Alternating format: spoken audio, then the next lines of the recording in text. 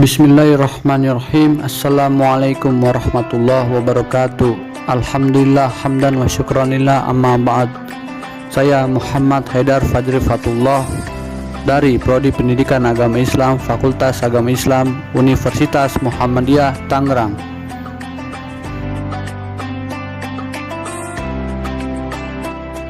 Untuk memenuhi salah satu tugas mata kuliah dari Ulumul Al-Quran, di sini saya akan menjelaskan tentang rangkuman macam-macam munasabah, tokoh dan karya-karyanya, kedudukan munasabah dalam penafsiran Al-Quran, urgensi dan kegunaan munasabah dalam penafsiran Al-Quran. Munasabah Al-Quran. Munasabah ialah pemahaman makna ayat Al-Quran. Al-Quran Karim merupakan sumber rujukan utama yang menempati posisi sentral bagi seluruh disiplin ilmu keislaman. Kitab suci tersebut menjadi petunjuk, juga bayinat min al-huda, penjelas bagi petunjuk-petunjuk tersebut, serta menjadi furqan, tolak ukur pemisah antara yang hak dan yang batil.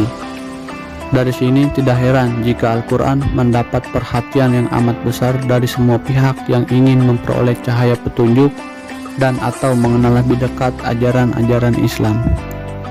Petunjuk dan rahmat Tuhan tersebut tidak mungkin bisa dipahami apalagi diamalkan kecuali dengan cara menafsirkannya. Karena itu, tafsir Al-Quran merupakan kunci untuk membuka petunjuk dan rahmat dalam Al-Quran.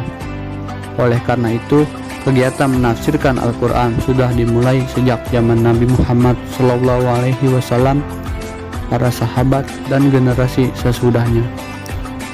Namun, untuk memahami atau menafsirkan Al-Quran tidaklah mudah. Mufasir dituntut untuk memahami atau menguasai kaidah-kaidah penafsiran berikut persyaratan yang harus dimilikinya. Ilmu-ilmu atau kaidah tentang penafsiran Al-Quran terkumpul dalam satu disiplin ilmu yang disebut ulum Al-Quran. Salah satu bagian dari kajian ulum Al-Quran adalah bahasan tentang munasabah, yaitu bentuk hubungan antara surat atau ayat dengan surat atau ayat sebelum atau sesudahnya. Bahasan tentang munasabah itu penting sebagaimana dikatakan Imam Al-Syaitibi, karena satu surat walaupun banyak mengandung masalah, namun masalah-masalah tersebut berkaitan erat antara satu dengan lainnya.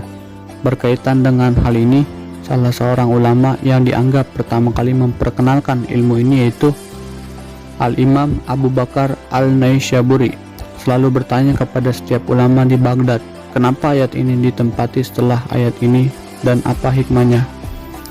Keberadaan ilmu munasabah dalam kajian Al-Quran diakui oleh para ulama bahwa Al-Quran merupakan kitab suci yang ayatnya telah disusun secara rapi dan sistematis.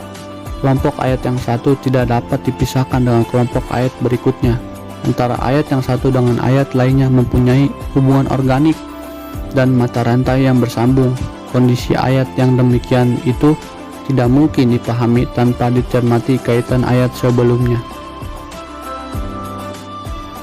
Macam-macam munasabah. Munasabah antara surah dengan surat, munasabah antara satu surat dengan surat sebelumnya, munasabah antara nama surat dengan kandungan isinya, munasabah antara satu kalimat lainnya dalam satu ayat, munasabah antara nama surat dengan tujuan turunnya, munasabah antara ayat dengan ayat dalam satu surah, munasabah antara penutup ayat dengan isi ayat itu sendiri, munasabah antara awal uraian surat dengan akhir uraian surat, munasabah antara penutup suatu surat dengan awal surat berikutnya, munasabah antara tentang satu tema. Tokoh dan karya-karyanya.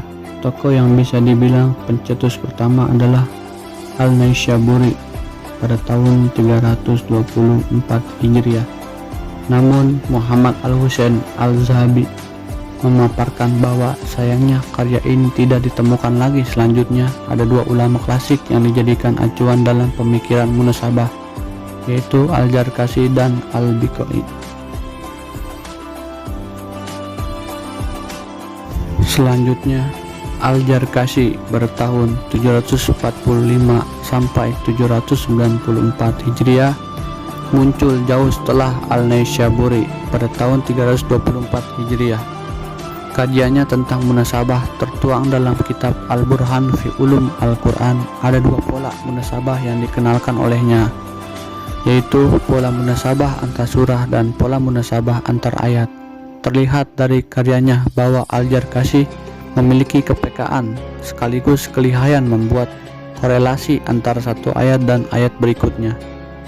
Ini semakin menguatkan bahwa Al-Quran memiliki hubungan yang sangat erat antar yang satu dengan yang lainnya. Ulama klasik selanjutnya ialah Burhanuddin Al-Biqai pada tahun 809 sampai 885 Hijriah. Ia mampu merangkum pemikirannya mengenai munasabah dalam nazam Al-Durar fi Tanasub Al-Ayat wa Al-Suwar. Di dalamnya terdapat tafsir komprehensif dan cermat terhadap Al-Quran dalam pandangan Biqai. Ilmu munasabah pada umumnya adalah kajian tentang hubungan logis antara sejumlah susunan ayat atau ide sehingga diperoleh keterikatan satu ayat atau kandungannya dengan ayat atau kandungan sebelum dan sesudahnya.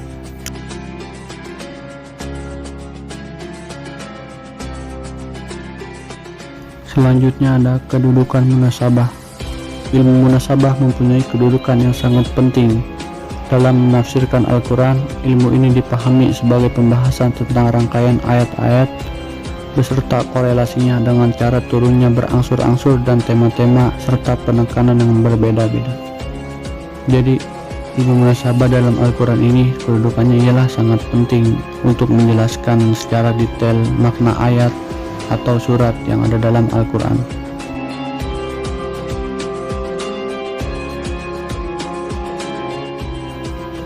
Ayat-ayat Al-Quran itu banyak bercerita tentang umat-umat terdahulu, baik peristiwa yang berlaku pada mereka maupun kewajiban-kewajiban yang pernah dibebankan atas mereka.